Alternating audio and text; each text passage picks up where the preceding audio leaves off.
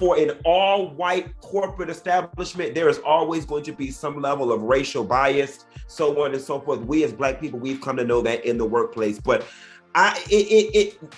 seeing how Nene left Housewives, it just feels a little odd that now all of a sudden you've experienced so much racism.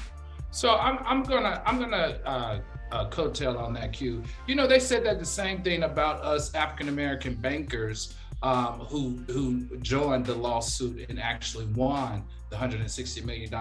And they said to us, why all of a sudden now, after you've made your millions, are you joining this lawsuit and you're now suing? This is the deal. When you're in the process of being discriminated against and you're making good money, that you're helping your family out, you're helping to pay for your mother's house, you're helping to put your kids through school, you're getting a house, you helping a village, you are just trying to make money to make life better. And you are still experiencing the racism. You've got to eat, your family's got to eat, your kids got to eat. And she did it in such a big way, and her career just exploded. You can't just step out of that after making millions of dollars and say, hey, it is racism and I got to stop. You got to think about all the mouths you feed, all the people that you touch and you help. So it's not that easy to say, oh, I'm being racist, they're being racist toward me and I'm gonna throw a flag in. You have to really think about how that's gonna affect you, your family, your kids, your community. It's not as simple as you're making it out to be. Even though in the entertainment world, it can look like that. I think the reason why I'm triggered here is because that's the same thing they said to us at trial. And it was beyond hurtful to hear people say that all of a sudden now we're trying to do a money grab. What's up, everyone? Welcome to the Being Beautifully Honest channel and podcast. If you have not subscribed yet, please do go ahead and hit that subscribe button. All right, we're going to get into this podversation, and I've talked about this a few times. I've talked about this lawsuit, the litigation that's going on right now between Lanithia Nene Leakes and NBC Universal, Bravo TV, Andy Cohen, Truly Original, and several other named entities. And I shared my thoughts on the lawsuit, but I wanted to talk about this a little bit more because coming from a place of one, being someone who was formerly a legal assistant many years ago, I'm no longer in the legal field, but I was for a little over 12 years. And the first law firm that I ever worked in for about 5.5 years, it was an employment and labor law attorney's office where we represented the plaintiffs. I was never an attorney, never wanted to be one, and that is one of the reasons why I am no longer working in the legal field. But at any rate, I digress. I wanted to discuss this because also coming from a place of one, being in workplaces over the years where I definitely believe that I did experience some discrimination on some levels, and also being related to someone who is currently going through a racial discrimination lawsuit in the workplace where this person was discriminated against due to being given or being told that they were going to have opportunities based on their experience and their education, and continuously being passed up and passed over for other people who did not have the experience and did not have the education. Simply, I won't even say just simply because, but on the exterior, looking at all of the factors, it looked like the persons that got the opportunities got them because of their ethnicity over my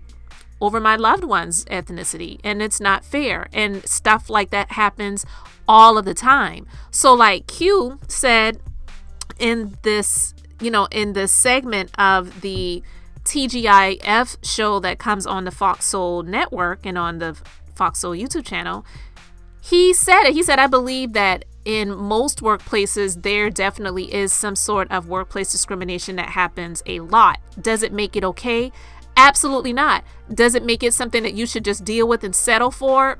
Of course not. But sometimes in life, and because of the proof having to be, on the plaintiff, where the plaintiff has the burden of proof, based on the preponderance of the evidence because these are civil situations. Unfortunately, sometimes, and depending on the state that the situation happens in, you just either cannot find someone to represent you in this litigation, or it's a hard role to, move forward in. And even in my loved one situation, they did get the approval by the EEOC, which stands for the Equal Employment Opportunity Commission. And what they do is they pretty much say, based on the parameters that has been given to us, you do have the right to move forward with a civil lawsuit in a civil litigation. But that doesn't even always mean that just because you got the approval of the EEOC to move forward and sue that you're going to win, because it still falls on the judge and the jury. And there's so many different things that are involved when you go through the discovery process and depositions and all of these different things, whether the other side can just make you look like you're just a disgruntled employee, or you're just mad that you didn't get the opportunity over someone else, you really didn't deserve it, and they just try to make you look like you didn't deserve the opportunities. Stuff like that happens a lot. But when Al shared his experience with having a lawsuit against a former employer, which happened to be a bank, and it was a class action lawsuit, and he actually won. Grateful for his opportunity to win his case, because it sounds like he deserved it. I don't think that he should be comparing his situation to Nene's, and here's why I'm saying that. Yes, it is true what he said, that there are a lot of times when people are working on these jobs, they can't just quit and go and file a lawsuit because they were discriminated against. They have responsibilities, they have bills, they have family, they have other things that they have to keep up with, and you have to continue to make your money. Very, very true. That is the case for most people. Absolutely. But I don't believe that if Nene didn't start acting funny, throwing her nose up in the air, believing that she was entitled to things, saying that, they give other people shows. I don't believe they give people shows, because it is all about the network. Everything about this network and most other networks, I would say all, not even most, they're going to do what's in the best interest of them.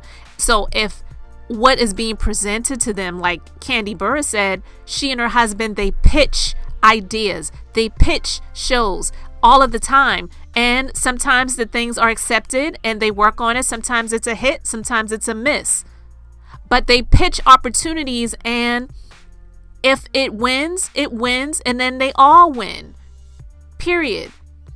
Nene was coming from a space of feeling that she was entitled to it because she was the longest person, the OG on The Real Housewives of Atlanta, and she felt like she deserved it. So she somehow felt that they should be giving her a spinoff. She always talked about they give people spinoffs.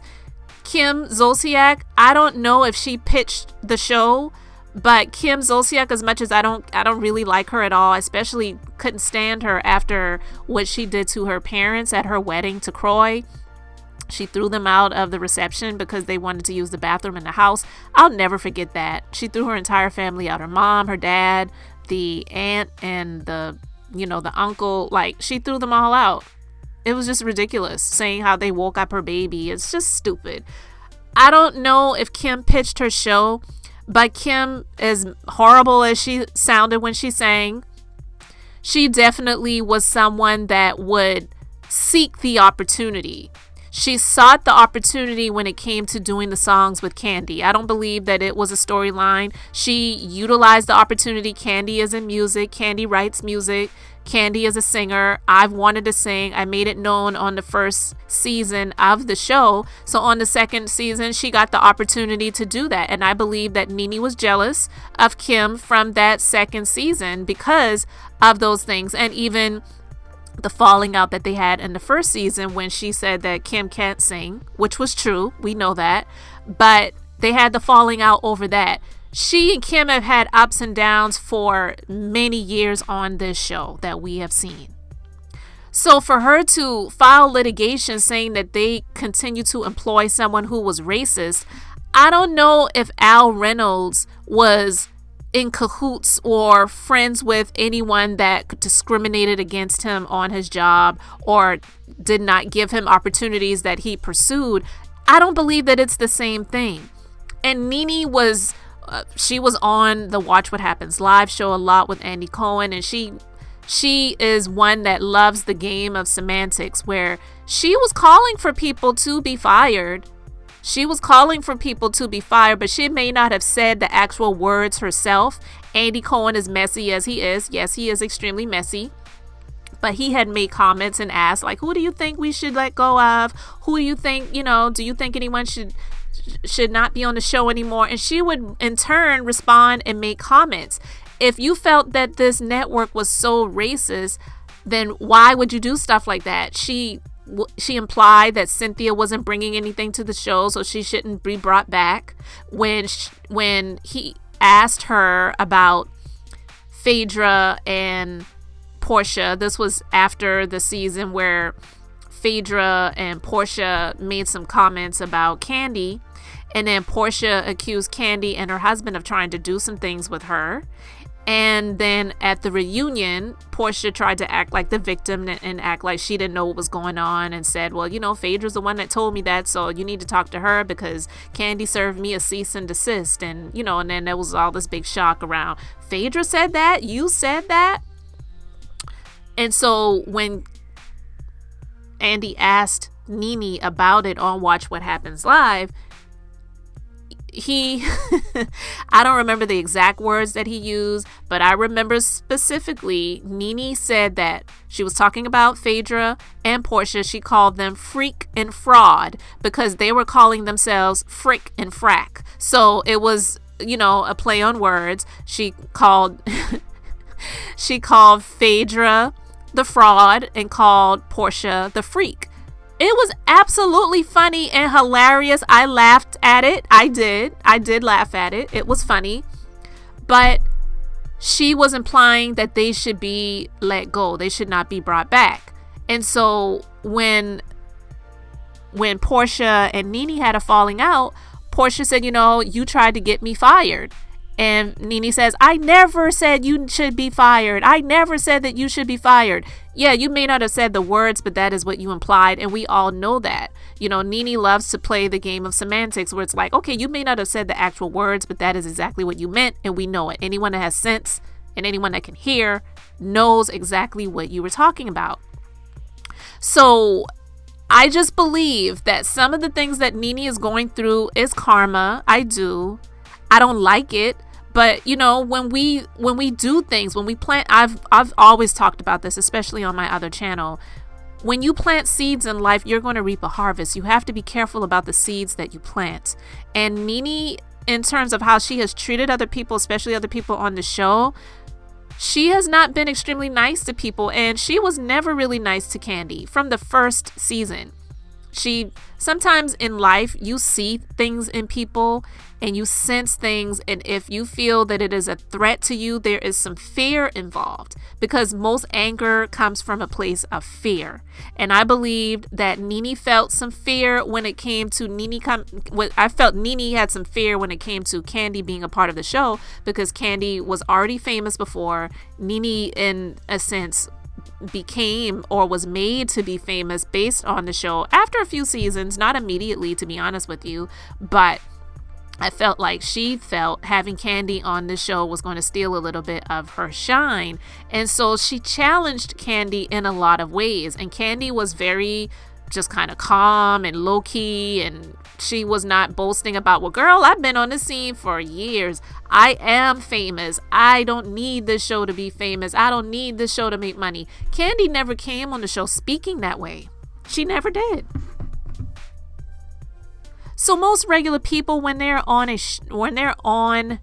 I don't even say on a show, because most regular people aren't on TV, but most regular people, when they are in a situation, when they are working for a company, working in a company, working on a job, working for others, and they are being discriminated against on the job. Yes, it is true. Most of us, would have to keep our jobs and deal with it. And most people, they just seek the opportunities to get out of that place to move to a better situation. And if it is just so egregious and you feel that you have a lawsuit and you seek legal counsel and they believe that they can help you, then you might pursue litigation. It just doesn't really happen a lot.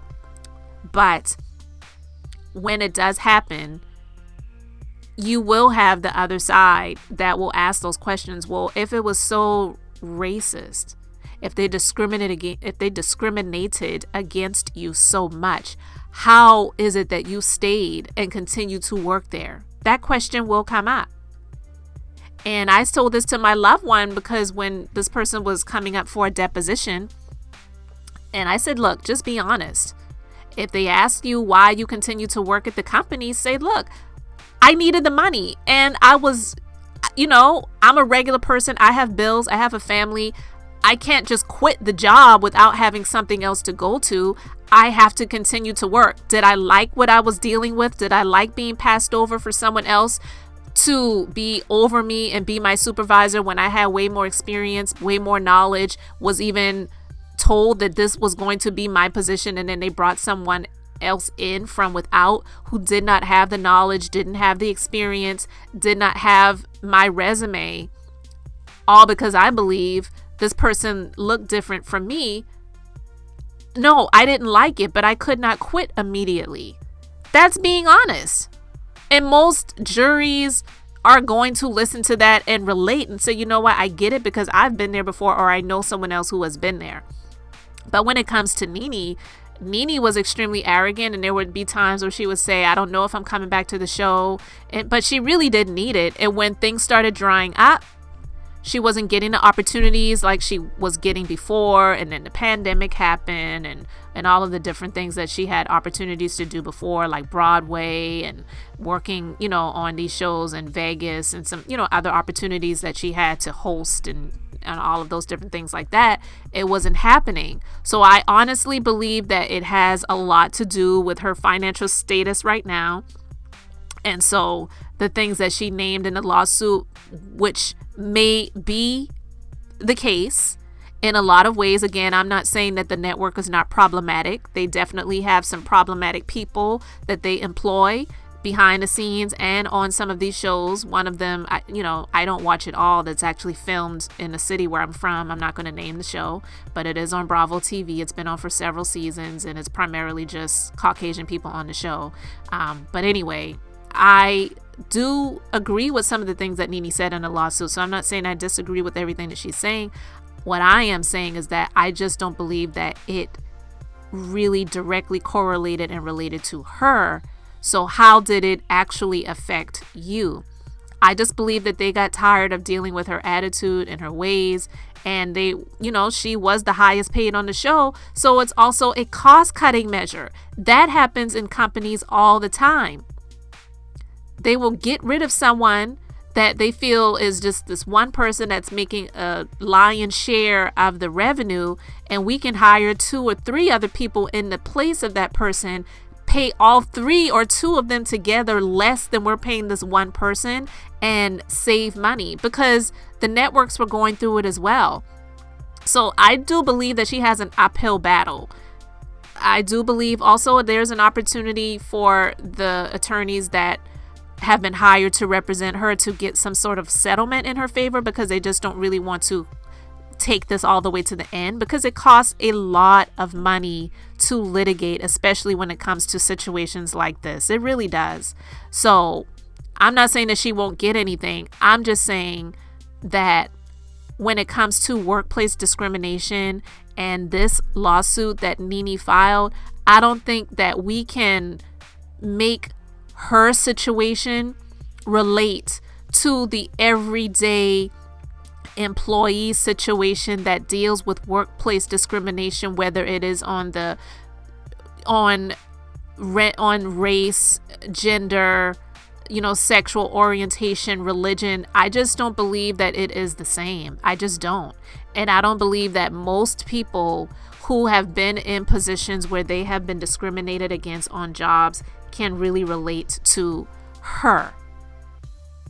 They may believe that there are some problematic things happening within the organization and within the company. But let's just be honest, if she was making the amount of money that she was making before and she was still the queen bee on the show, I just don't believe that there would be a lawsuit happening right now. I just believe that this is an opportunity for her. It's an opportunistic situation, and it's unfortunate because I don't desire to see her in this situation. I really, really used to like her back in the day on this show. But sometimes your time is up. I just believe that. And then when you look at the other franchises of the Real Housewives, the first franchise of the Real Housewives was Orange County. I watched that one from the beginning. Vicky Gunvalson, she was the OG of the OC. That's what she called herself, and that's what they called her, because she was on the very first season and she was one of, the only ones that was still on the show from the first season, up until a few seasons ago where they got rid of her. And she's white. Period. They got rid of other people too. So, I just can't say that she won't get anything, but I just don't believe that she actually has a case. And I think it's disingenuous for Al to try to relate his situation to Nene's, especially since they're friends.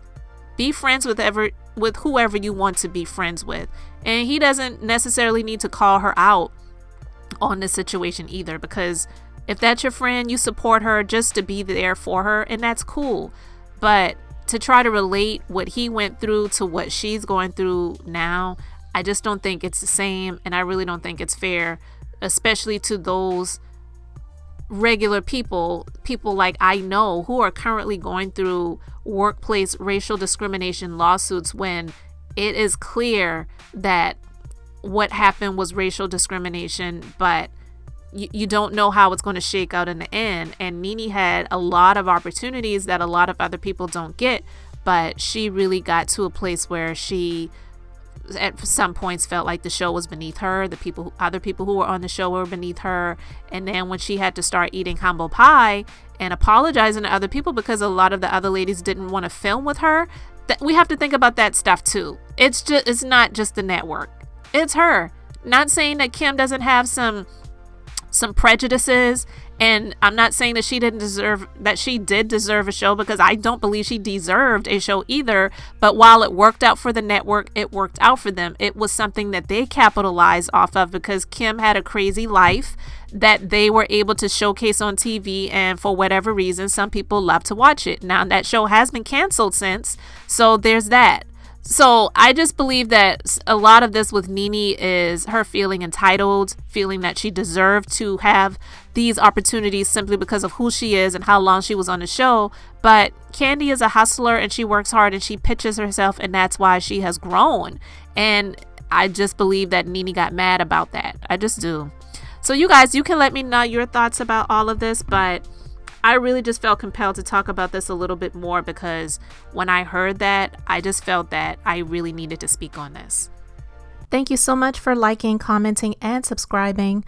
And until the next time, I'm just being beautifully honest.